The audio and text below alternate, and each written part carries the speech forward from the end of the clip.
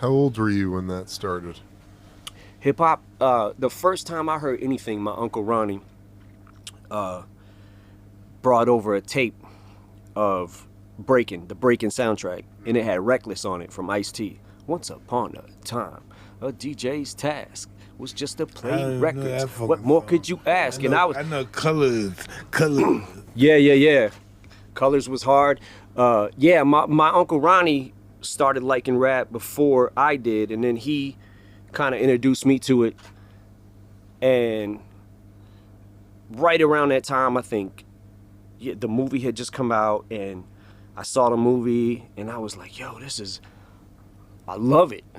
And it just, I don't know, it just spoke to me in a way that no other music had spoke to me before. I understand that. How old were you when you first started putting it out there? Like started rapping or doing rap battles? Well, I had a weird trajectory. Like I was afraid, like I was afraid early on, like 15, 16 years old. I was afraid that to go into any clubs or anything like that to say my raps because I felt like I wasn't good enough yet. So I had to get to a certain spot. And then I was trying to I was just making songs. And one day I got a call from my boy Proof, and he was like, yo, you need to come up to the hip hop shop. And I was like, what is the hip hop shop? And he's like, yo, just come to the hip hop shop, write something, come up here. And Proof, remember Proof, Nani? He ran shit in Detroit. We me and him came up together, and we came up rapping together. But he would kind of go do his own thing, and then I'd be working at factories and stuff like that. And Proof was out there on the grind, and he started making connections. And then he met Jay Dilla, Slum Village. And a lot of the early Detroit hip hop that was exploding onto the scene. Proof was such a part of that. And I got a chance to, when I went to the hip hop shop, I was like, what the fuck? He was like, yo, I'll clear everybody out. I'll have 10 people, right?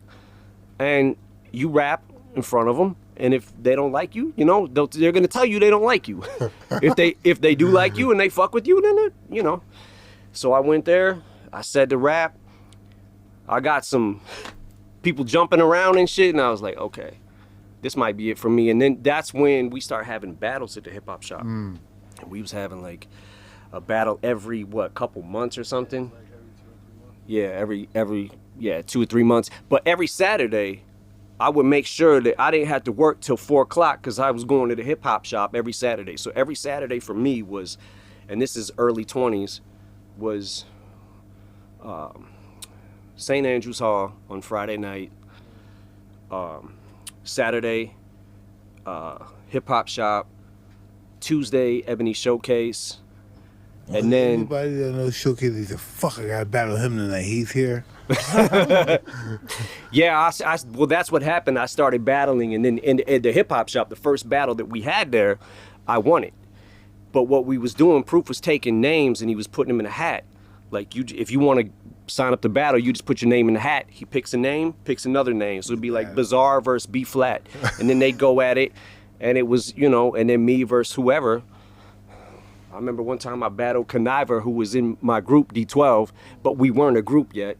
I battled, Vaughn, and then I just started I met a few people that got me out of just Detroit, and I went to 97 Scribble Jam, and I went all the way to the end, and then I lost to this guy named Juice, who to this day is still a really good fucking rapper. And I think that he's so good that it's okay that I lost to him. You know what I'm saying? But Is he still in Detroit rapping?